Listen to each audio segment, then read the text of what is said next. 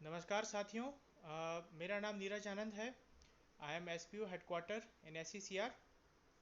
आज का वीडियो का हमारा टॉपिक है basic introduction to e office. Basically e office हमारे बीच आ चुका है, इसका इम्प्लीमेंटेशन हमारे जोन में किया जा चुका है, लेकिन इसकी बेसिक इन्फॉर्मेशंस बहुत लोगों को नहीं, इसकी जानकारी नहीं है। तो इस कारण से आज हम इसमें बेसिक चर्चा करेंगे कि ई ऑफिस बेसिकली है क्या, इसमें क्या क्या चीज़ें आती हैं और उसका एक बेसिक आइडिया क्या है। देखा जाए तो ऑलरेडी रेल टेल ने अपनी एक पावर पॉइंट वेबसाइट में डाली हुई है, ये इंटरनेट में उपलब्ध है, जिसमें रेल टेल द्वारा पूरे इसके बहुत सारे पहलुओं को, बहुत सारे आयामों को बताया गया है, इसकी इम्पोर्टेंस को बताया गया है। इसके जो तीन चार इसके सब मॉड्यूल्स हैं, इसके बारे में एक मैनुअल भी रेलटेल ने जारी की है। वो मैनुअल हर एक मैनेजमेंट सिस्टम के बारे में डिटेल में बताई गई है कि उसको यूज़ कैसे करना है। वो ऑलरेडी आपके इंटरनेट पे और बाकी जगहों पे उपलब्ध कराई जा रही है। तो दोस्तों, उसको आप देख सकते हैं, उससे सीख सकते हैं। इसके अलावा भी मित्रों, ये जो हमारा चैनल है ई ऑफिस, ये ऑफिशियल चैनल है एस सी सी आर का। इसमें हम ई ऑफिस से रिलेटेड जितने भी वीडियोज़ हैं उसको हम अपलोड करते रहेंगे, और आप कमेंट सेक्शन में अपनी जो भी क्वेरी है, जो पर्टिकुलर पॉइंट है जिसके ऊपर आपको समस्या है या कोई समझ में नहीं आ रहा है, परेशानी है, वो आप पॉइंट आउट कर सकते हैं। हमने अपनी एक टीम गठित की है, उसमें हम आने वाले समय में एस एन टी और रेलटेल के भी कुछ लोगों को के साथ कोलेब्रेशन करेंगे और मिल करके एक वीडियोज़ आपके लिए तैयार करेंगे जो कि हिंदी में होंगे, हिंदी में बनाएंगे। छोटे छोटे वीडियोस बनाए जाएंगे जिसमें स्पेसिफिक जहाँ जहाँ आपको समस्या आती है उसके बारे में हम चर्चा करेंगे, उसको आपकी मदद करने की कोशिश करेंगे। तो ये जो यूट्यूब चैनल है e office S C C R का, ये आपका चैनल है, इसको सब्सक्राइब कीजिए, इसको शेयर कीजिए, और इसके द्वारा आप अपने ई ऑफिस की ट्रेनिंग में जो आपके स्किल्स हैं उसको आप आने वाले समय में बढ़ा सकते हैं। ओके, तो आगे बढ़ते हैं मित्रों। तो ये बेसिक इंट्रोडक्शन का वीडियो है ई ऑफिस का। तो बेसिकली ई ऑफिस एक डिजिटल वर्कप्लेस सॉल्यूशन है, मतलब कि एक ऐसा प्लेटफॉर्म है जिसके थ्रू हम जितनी भी हमारी फाइल मूवमेंट है उसको हम डिजिटली कर सकते हैं। जितने भी हमारी ऑफिशियल वर्किंग है उसको ऑलमोस्ट ऑनलाइन प्लेटफॉर्म के ज़रिए, ई ऑफिस के ज़रिए हम उसको क्रियान्वित कर सकते हैं। तो ई ऑफिस जो है बेसिकली ये एक central secretariat manual of e office procedure के ऊपर बेस्ड है। ये एक ऐसा प्रोसीजर है जो सेंट्रल सेक्रेटरीट द्वारा बनाया गया है। इसमें मैनुअल तैयार की गई है कि कोई भी ऑफिस प्रोसीजर कैसा रहेगा, उसके ऑनलाइन प्लेटफॉर्म में क्या क्या चीज़ें होनी चाहिए, तो इसके ऊपर ये बना है, ई ऑफिस बना है। और ये क्लाउड बेस्ड टेक्नोलॉजी है, मतलब कि इसकी जितनी भी मेमोरी है, जो भी इंफॉर्मेशन है वो क्लाउड में सेव होगी। कहीं ऐसा कोई फिजिकल सर्वर नहीं रहेगा जिस पे आप फ्यूचर में डिपेंडेंट रहेंगे। तो ये क्लाउड बेस्ड टेक्नोलॉजी है, लेटेस्ट टेक्नोलॉजी के ऊपर ये बेस्ड है मित्रों। और ये हमारे रेलवे में इसको रेलटेल इम्प्लीमेंट कर रही है। और इसके चार मॉड्यूल हैं। पहला मॉड्यूल है फाइल मैनेजमेंट सिस्टम FMS, दूसरा है कोलैबोरेशन एंड मैसेजिंग सर्विस, तीसरा है personal information and management system, और चौथा है नॉलेज मैनेजमेंट सिस्टम। तो मित्रों, इसमें फाइल मैनेजमेंट सिस्टम जो है वो आपका मेन है। It is the main system for which training is being given to all of you. इसको अभी हम इम्प्लीमेंट कर रहे हैं, इस पर ध्यान दे रहे हैं, क्योंकि मैक्सिमम फाइल मूवमेंट हम इसी के थ्रू करने वाले हैं। और बाकी तीन और मॉड्यूल है जिसके आने वाले समय में, जिसके ऊपर चर्चा होगी, ट्रेनिंग मिलेगी और जिसके ऊपर हम बात करेंगे। तो इसके आगे बढ़ते हैं मित्रों। तो साथियों, इसमें फाइल मैनेजमेंट सिस्टम पहला मॉड्यूल है। ये एक्चुअली में जो हमारी रोज़मर्रा की जो फाइलें हैं जिसको हम मूव करते हैं, नोट पुटअप करते हैं, रूल्स लगाते हैं, उसको अपडेट करते हैं, नोटिंग्स लिखते हैं, इन सब को हम ई ऑफिस के द्वारा फाइल मैनेजमेंट सिस्टम में कर सकते हैं। तो ये बहुत ही इंपॉर्टेंट सिस्टम है। दूसरा क्या है, जो हमारे पास डेली जो डाक आती है, जो डाक को हम फाइल में लगा करके और उसके ऊपर नोट बना के पुटअप करते हैं, वो सारी चीज़ें आप ई ऑफिस में कर सकते हैं।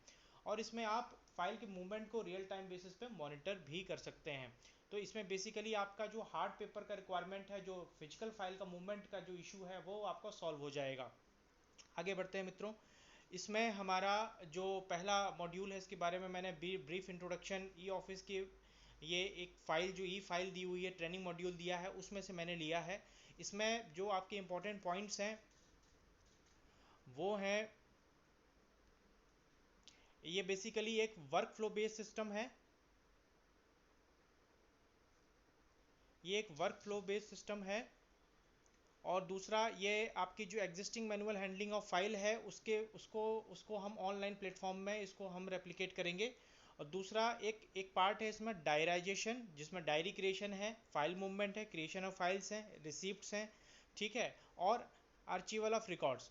बेसिकली जितने भी ये हमारी जो फिजिकली हम जो फाइल मूवमेंट में और फाइल हैंडलिंग में चीज़ें करते हैं, जैसे कि रिसिप्ट को लगाना, डाक को रिसीव करना और उसके ऊपर नोट पुटअप करना, और उसके ऊपर जो एडिशनल आपके जो रूल्स प्रोसीजर्स और बाकी जो डॉक्यूमेंट्स उसको लगाना, ये सारी चीज़ें ये ई ऑफिस सिस्टम में जो फाइल मैनेजमेंट सिस्टम है उसमें हम कर सकते हैं। इसमें जनरली जो भी आपकी डाक आती है उसको आप स्कैन कर सकते हैं और स्कैन करके उसके ऊपर नंबर जनरेट कर सकते हैं और उसके बाद उस नंबर को लगा करके आप फाइल मूव कर सकते हैं। जो ऑनलाइन आपको डाक रिसीव हो रही है किसी अधिकारी द्वारा या किसी चीफ ओएस के द्वारा, वो भी आप ऑनलाइन को रिसीव करके और उसका एक डायराइजेशन करके उसमें नंबर जनरेट करके और उसके ऊपर आप एक फ़ाइल क्रिएट करके ऑनलाइन में आगे भेज सकते हैं। तो इसमें आगे बढ़ते हैं। तो ये पार्ट हो गया फाइल मैनेजमेंट सिस्टम का। दूसरा आता है collaboration and messaging service. Basically friends, जिसमें कई जगह पे आज की डेट में जो फाइल डीपीसी होती है उसमें हम डेट के ले लेते हैं, टाइम ले लेते हैं, ऑफिसर्स को बताते हैं, तो एक तरीके से हम अपॉइंटमेंट लेते हैं जिसमें वो डीपीसी कन्वीन होती है। तो उसी तरीके से हम इस सिस्टम के द्वारा, इस मॉड्यूल के द्वारा हम ऑनलाइन जो आपकी आपकी जो अपॉइंटमेंट्स का जो प्रोसेस है उसको कर सकते हैं। आप मैसेजेस भेज सकते हैं कि आपने कोई फाइल भेजी है, उसके ऊपर आपने एक अलर्ट मैसेज भेज दिया। आप लेटेस्ट सर्कुलर के ऊपर कोई जानकारी मिली है जिसको जोड़ा जाना है, उसको आप इंटरनली शेयर कर सकते हैं। इस तरीके से इसमें दो तीन चीज़ें हैं। एक तो आपका ई शेड्यूलर है, मतलब कि अपॉइंटमेंट्स, जैसे कि अगर आपको कोई एक डेट तय करनी है जिसमें कमेटी को मिलना है, उसको आप ये ई शेड्यूलर के थ्रू कर सकते हैं। दूसरा है इंस्टेंट मैसेजिंग सर्विस, जिसमें आप अलर्ट्स जो रिसेंट अपडेट्स आए हुए हैं वो आपस में शेयर कर सकते हैं। और तीसरा है आपका ई अलर्ट्स। ई अलर्ट्स मतलब आपको मेल्स और अदर प्लेटफॉर्म के थ्रू भी जो भी अलर्ट्स आएंगे रूल्स पोजीशंस के बारे में, फाइल मूवमेंट्स के बारे में, वो सारी चीज़ें आपको इस मॉड्यूल में मिलेंगी। तो बेसिकली अभी इसके ऊपर हम बहुत ज़्यादा वर्कआउट नहीं हो रहा है, लेकिन इसके बेसिक्स आपको जानने की आवश्यकता है कि कोलैबोरेशन एंड मैसेजिंग सर्विस के बारे में क्या क्या चीज़ें हैं। ठीक है, तो आगे बढ़ते हैं मित्रों। इसमें तीसरा मॉड्यूल है personal information management system. Personal information management system में आपकी जो इंडिविजुअल एम्प्लॉय की जो बेसिक डिटेल्स हैं जो सर्विस रिकॉर्ड में होती हैं, वो सारी चीज़ें इसमें दर्ज की जाएंगी। जैसे कि आपका 18 मॉड्यूल्स का ये इंफॉर्मेशन सिस्टम बनाया गया है, जिसमें आपके personal postings, awards, qualification, family details और भी फर्दर चीज़ें, जो भी सर्टिफिकेट्स आपको मिली हैं, जो भी आपके अपडेट्स हैं, वो सारी चीज़ें इसमें मेंटेन होंगी। तो इसमें 3 रोल्स हैं। पहला है क्रिएटर, दूसरा है वेरीफायर और तीसरा पे एंड अकाउंट ऑफिसर। जो क्रिएटर है वो आपको ये ही is a user who is authorise to add employees, मतलब वो नए एम्प्लॉय के डाटा को ऐड करने के लिए ऑथराइजेशन दे सकता है और उसमें वो बाकी चीज़ें अपलोड कर सकता है। जैसे कि कोई नया एम्प्लॉय ट्रांसफर इन होता है डिवीज़न में, तो उसकी पर्टिकुलर सारी डिटेल्स वो इसमें PIMS में अपलोड कर सकता है। और उसके बाद दूसरा लेवल है वेरीफायर का, मतलब जो वेरीफायर होगा वो क्रिएटर द्वारा इनपुट की हुई चीज़ों को देखेगा, उसको मैच करेगा, वेरीफाई करेगा और उसको फिर सेव करेगा। और तीसरा पार्ट आ जाता पे एंड अकाउंट ऑफिसर का, जो बेसिकली उसके जो फॉरेन सर्विसेज हैं और जो सर्विस सर्टिफिकेट्स हैं उन सबको मेंटेन करता है, वेरीफाई करता है, उसको मैनेज करता है। और अल्टीमेटली जो एक एडमिनिस्ट्रेटर है वो इसमें क्रिएटर अकाउंट में अपने ऑडिटर भी बना सकता है, मतलब कि एक ऑडिटर का भी क्रिएटर अकाउंट बना सकता है, जिसमें ऑडिटर के पास राइट्स होंगे कि जो इन्फॉर्मेशन आपने वेरीफाई की है, ऐड की है, उसको वो फिर से चेक कर सकता है और उस पर कमेंट्स अपने दे सकता है। तो इस तरीके से एक बेसिक आइडिया है ये इस मॉड्यूल का कि ये पर्सनल इन्फॉर्मेशन मैनेजमेंट सिस्टम किस तरीके से काम करेगा। हाँ, हाल फिलहाल के लिए तो इसके ऊपर बहुत ज़्यादा अभी काम नहीं किया जा रहा है, हम फाइल मैनेजमेंट सिस्टम के ऊपर ही ध्यान दे रहे हैं। बट आने वाले समय में personal information management system friends ये ऐड होगा, इसके ऊपर ट्रेनिंग होगी, इसके ऊपर हम काम करेंगे। तो फ्रेंड्स आगे बढ़ते हैं। चौथा सिस्टम है, आखिरी सिस्टम है knowledge management system. Knowledge management system में जो, जैसे कि आज के टाइम में आप बहुत सारे रूल पोजीशंस को आप अपने पॉलिसी फाइल में रखते हैं, बहुत सारी जो अपडेट्स आती हैं उसको शेयर करते हैं आपस में, उसकी ज़ेरॉक्स कॉपी निकालते हैं, कुछ उसको नोट में पुटअप करते हैं, कुछ लेटर्स जारी करते हैं। तो वही सारी चीज़ों को आप ई ऑफिस में नॉलेज मैनेजमेंट सिस्टम के थ्रू कर सकते हैं।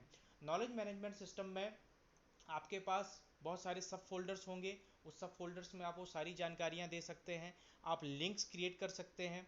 लिंक्स क्रिएट करने का मतलब है कि एक पर्टिकुलर कोई वेबसाइट जहाँ पे वो चीज़ दी हुई है उसका लिंक आप शेयर करके आप अपने ई ऑफिस में डाल सकते हैं, जिससे कि और लोग भी उस लिंक के थ्रू वो जानकारी ले सकें।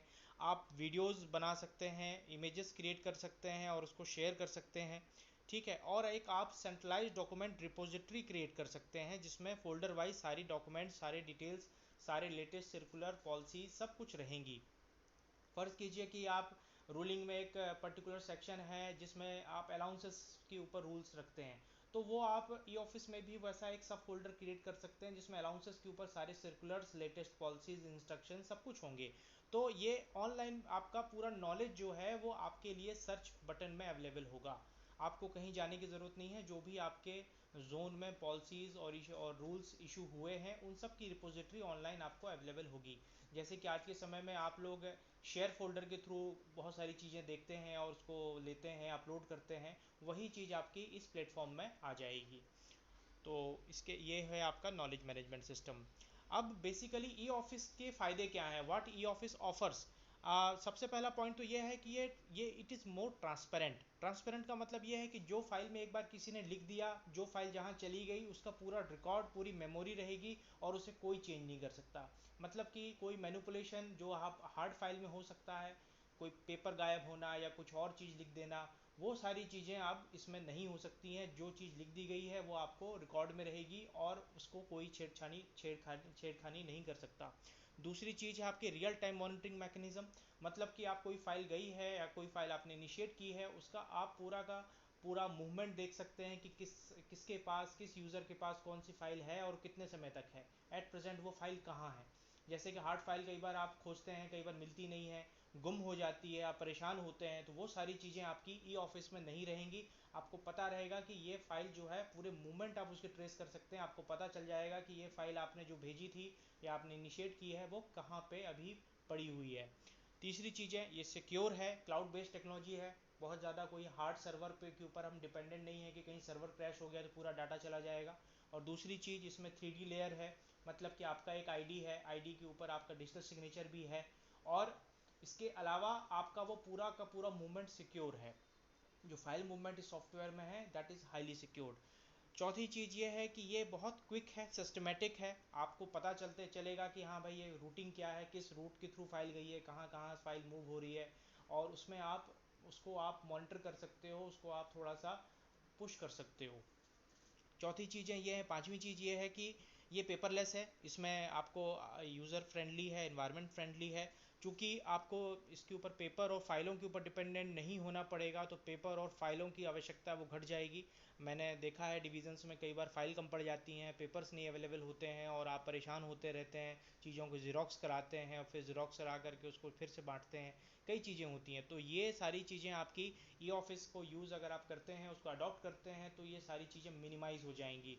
और इससे क्या फ़र्क पड़ेगा कि जो ओवरऑल आपका ऑपरेशनल कॉस्ट है, जो इन्वॉल्वमेंट है, टाइम और ह्यूमन रिसोर्स और आपका मनी का, ये तीनों का जो आपका इन्वॉल्वमेंट है, ये पूरा का पूरा कॉस्ट आपका कम हो जाएगा। मतलब कि टाइम कम लगेगा, मैन पावर जो उसमें वेस्ट होती है इन चीज़ों को प्रोक्योर करने में, मैनेज करने में, वो कम हो जाएगी। और उसके बाद आपका जो मनी वैल्यू है, जो मनी आप इन्वॉल्व होता है ये सब चीज़ों को ख़रीदने में और मैनेज करने में, वो भी कम हो जाएगी। तो ओवरऑल ये ऑपरेशनल कॉस्ट को भी घटाएगा। आगे बढ़ते हैं। इसमें हम क्या बोल सकते हैं, आज के समय में जिस तरीके की प्रिवेलिंग सिचुएशंस हैं, जो हम चीज़ें फेस कर रहे हैं, उसके हिसाब से ये वर्क फ्रॉम होम जो हमारा एक ऑप्शन है उसको हम यूज़ कर सकते हैं। मतलब कि we can work from home using this e office. उसके लिए बेसिक रिक्वायरमेंट आपका ये है कि आपके पास लैपटॉप या कंप्यूटर होना चाहिए और आपका डिजिटल सिग्नेचर आपके पास होना चाहिए। तो अगर आपके पास सारी फाइलें स्कैन्ड हैं तो आप अपनी डाक चेक कर सकते हैं, रिसीप्ट चेक कर सकते हैं, फाइल मूवमेंट देख सकते हैं। किसी अधिकारी ने आपको कोई इंपॉर्टेंट डाक भेजी है, उसके ऊपर इमीडिएट एक्शन लिखा गया है, उसको आप घर से ही इनिशिएट कर सकते हैं। तो ये आपके लिए बहुत बड़ी चीज़ है। आने वाले समय में ई ऑफिस जो है आपको वर्क फ्रॉम होम करने की आज़ादी देगा। इससे आपकी सिक्योरिटी, हेल्थ और exposure to some kind of जो बहुत सारी प्रॉब्लम्स जो आज के समय में हमें आ रही है वर्क प्लेस में, जो हम सोशल डिस्टेंसिंग मेंटेन कर रहे हैं, उन सब चीज़ों से डील करने में आपको बहुत मदद मिलेगी। तो फ्रेंड्स ये है कि आपको ई ऑफिस क्या दे सकता है, क्या एडवांटेजेस हैं, या मैंने आपको बताने की कोशिश की। और ये बहुत ही इंपॉर्टेंट है, इसको अडॉप्ट करने की आवश्यकता है। It is the need of the hour कि हमें ई ऑफिस अडॉप्ट कर लें, इसको सीख लें, समझ लें और इसको अपने जीवन का हिस्सा बना लें। तो ये मैंने एक स्नैपशॉट लिया है, इसमें आप देख सकते हैं ये फाइल मैनेजमेंट सिस्टम दिख रहा है, नॉलेज मैनेजमेंट सिस्टम है, ई फाइल MIS रिपोर्ट आप जनरेट कर सकते हैं, एम्प्लॉय मास्टर डिटेल्स भी देख सकते हैं, लीव मैनेजमेंट सिस्टम भी देख सकते हैं। इनफैक्ट इसमें आपको बर्थडे विशेस भी अवेलेबल हैं, सुपर एनिवेशन के बारे में भी जानकारी अवेलेबल है, और इसमें आप हार्डवेयर रिलेटेड कंप्लेन भी कर सकते हैं। देखिए, आप लोगों को अगर कोई समस्या होती है हार्डवेयर से रिलेटेड या सॉफ्टवेयर से रिलेटेड, तो यहाँ पे आपकी सारी चीज़ें हेल्प मी टू में दिया हुआ है। और इनफैक्ट इस सॉफ्टवेयर में न्यूज़ का भी प्रावधान है, आपको लेटेस्ट न्यूज़ भी मिलती रहेगी। आप इवेंट भी शेड्यूल कर सकते हैं, इवेंट की जानकारी भी आपको मिलेगी। ठीक है फ्रेंड्स, तो ये मैंने एक स्नैपशॉट लिया था। तो ये ई ऑफिस का स्नैपशॉट है जो कि काफ़ी अच्छा है, बहुत सारी चीज़ें इसमें हैं जो आप आगे चल के सीखेंगे, जानेंगे और उसको यूज़ करना शुरू करेंगे। बहुत ही अच्छा प्लेटफॉर्म है ये। और इसमें वर्जन्स की जानकारी है, ये मैंने रेलटेल से ये स्लाइड्स ली हैं। रेलटेल ने अपनी PPT में बहुत सारी जानकारी दी थी, तो आप लोगों को ट्रेनिंग और एजुकेशनल पर्पज़ के तौर पे मैंने ये स्लाइड वहाँ से डायरेक्टली ले ली और उसको मैं आपको दिखा रहा हूँ। रेलटेल ने बहुत अच्छे से इन चीज़ों को एक्सप्लेन किया है अपने PPT में।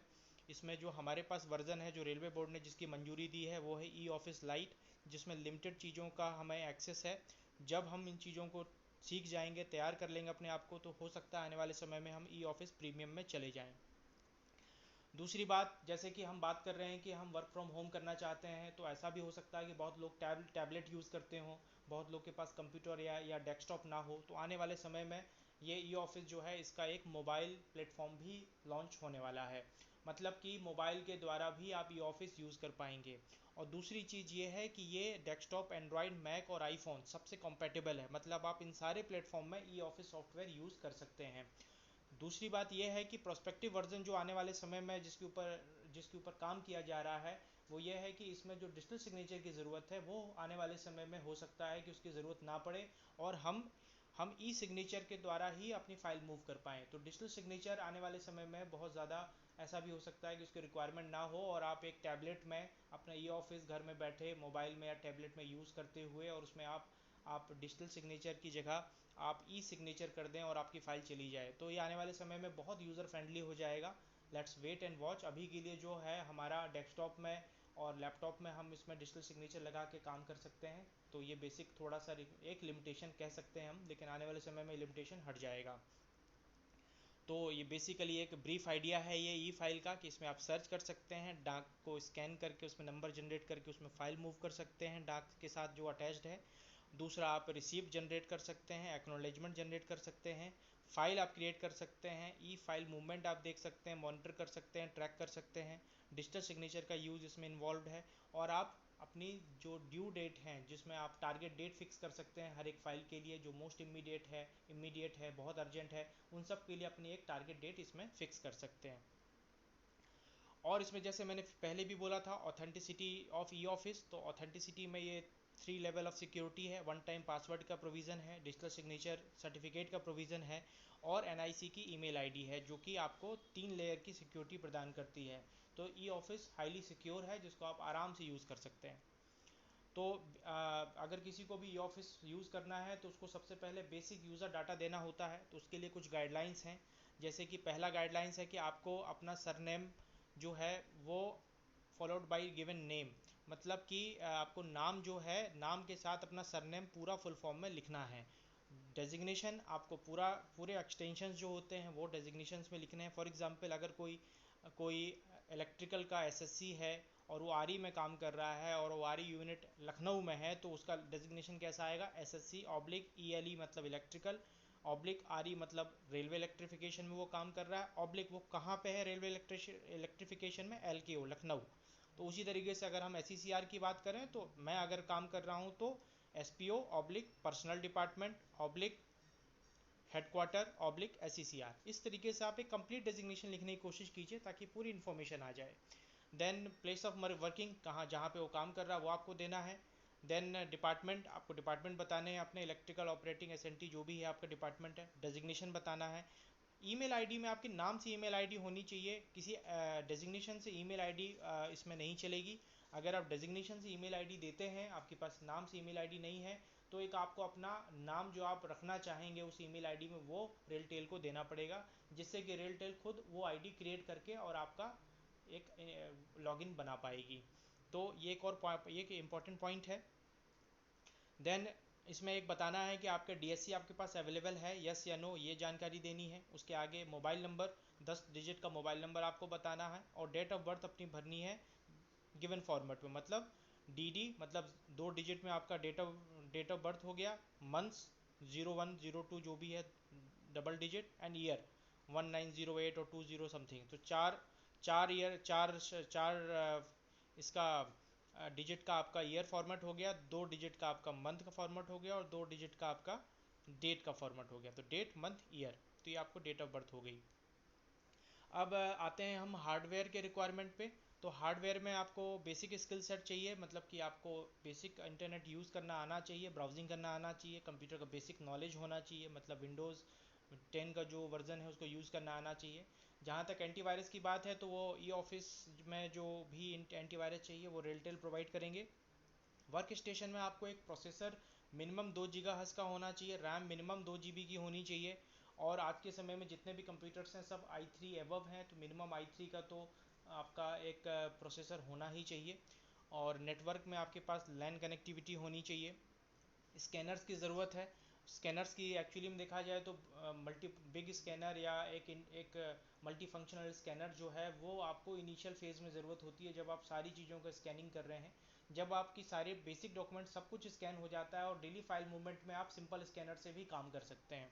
जो आपके ऑफिस में आज की डेट में जो मल्टी फंक्शनल प्रिंटर्स पाए जाते हैं उसमें स्कैनर्स होते हैं जिसको आप यूज़ कर सकते हैं।